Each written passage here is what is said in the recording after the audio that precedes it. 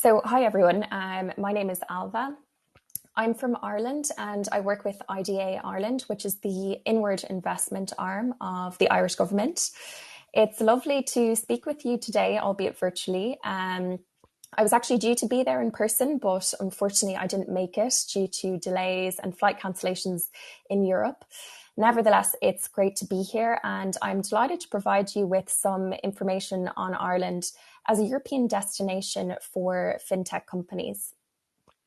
Firstly, to explain a bit about the company I work for, IDA Ireland is a semi-state on attracting and supporting foreign direct investment in Ireland.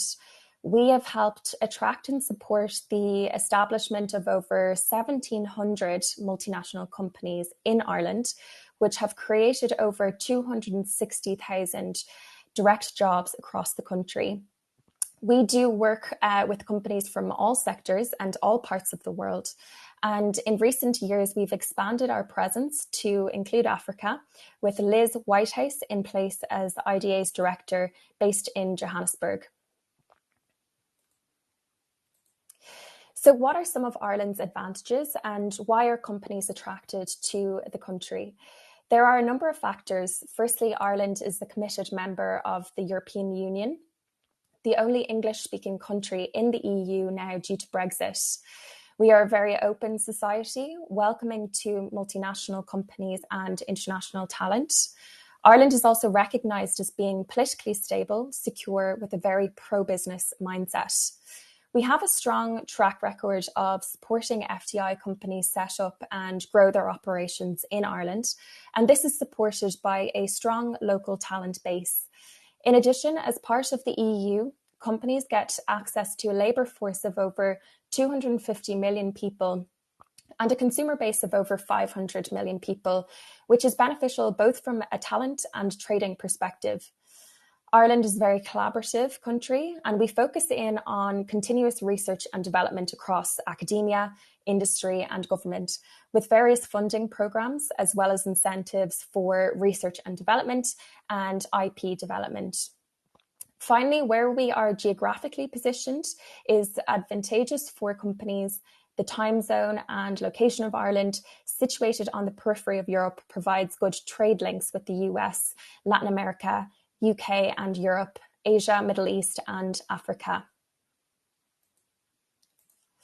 Ireland has a strong track record, and to summarise some of the key factors which have supported the growth of FDI in Ireland really include, firstly, Ireland's pro-business environment, which includes access to talent, investment incentives and the support of the government through IDA and other state agencies. Secondly, our local and EU talent base. Ireland itself has a very young population, and we also have a very fast and flexible employment permit system, which supports companies looking to bring overskilled non-EU employees to Ireland. Our EU membership, this is particularly important for financial services, fintech, and any other industries which are highly regulated. Ireland is used as a location for companies to passport their services across the EU. Touching on regulation, Ireland has a strong, independent and effective regulator, financial regulator. The Central Bank of Ireland is open and ready to engage with any interested companies.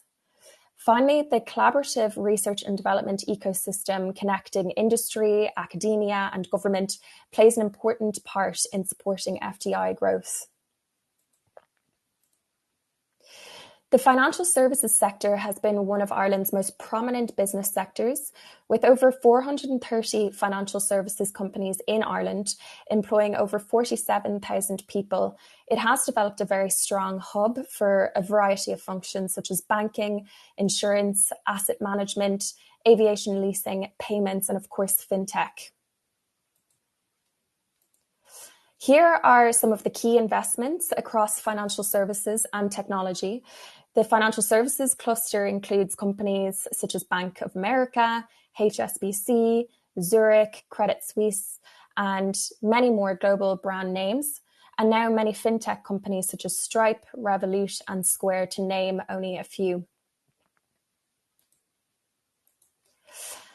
Ireland has a very strong cluster of Irish-owned fintech companies across a number of activities: crypto and blockchain, payments, regtech, insurtech, big data and analytics, to name a few.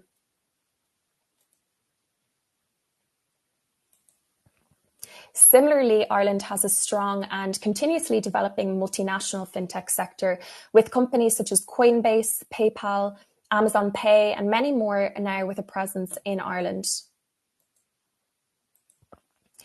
The growth of both Indigenous and multinational fintech companies in Ireland is so valuable for the development of the sector. It helps skills and talent development and keeps Ireland up to date and oftentimes ahead of the curve in terms of latest trends and new technologies. In Ireland, industry is supported by government through IDA, as well as Enterprise Ireland, which is the body which supports the internationalisation of Irish-grown companies.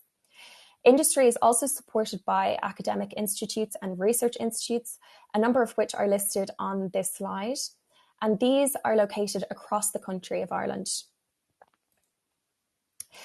To pick out one research centre example that focuses on fintech is the ADAPT Centre, which is a global centre of excellence for digital content technology in Europe.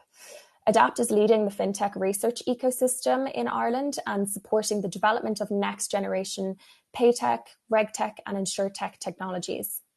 Also to note, the Fintech and Payments Association of Ireland is an organisation for fintech companies to join as members and connect, attend events, and collaborate with one another.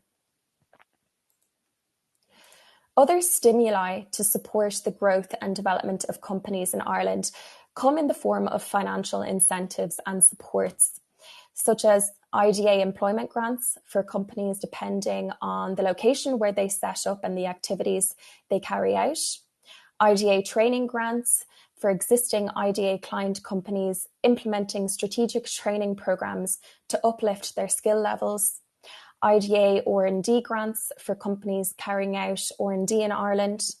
And in addition to IDA grant support options, all companies in Ireland are currently subject to a 12.5 corporate tax rate, 12.5%. And companies carrying out R&D can apply and avail of Ireland's 25% tax credit, which means, for example, companies that spend €100 on research and development will get €25 back from the government. In addition, companies developing IP can apply for the 6.25% knowledge development box, a patent box, which means that profits made from IP development in Ireland will only be taxed by 6.25%. So, IDA's main job is to support the growth of the FDI sector in Ireland and create local employment in Ireland. We look to help companies set up, expand, and develop strategic international operations in Ireland. How do we help? We are really there to help make it as easy as possible for multinational companies. We partner with companies providing information, setting up hosted site visits, tailored networking sessions. From a practical perspective, we make introductions to service providers, banks, legal, tax, recruitment firms, peer companies. We have an internal property division to identify property solutions and a communications team to support PR and communications initiatives. We can provide some support regarding work permits and visa assistance and also provide financial supports for some companies. If there are any fintech companies out in the audience today that are interested in an international expansion into Europe and possibly just interested in understanding a bit more about Ireland, please do reach out to us, either myself, Ailbhe, Earley, my colleague Rebecca Skeffington, who covers the African market based in Ireland, who is actually in the audience today in person, and also our IDA director for South Africa, Liz Whitehouse, who is also there in person. Thank you very much for having me, and best of luck with the rest of the event. Thank you.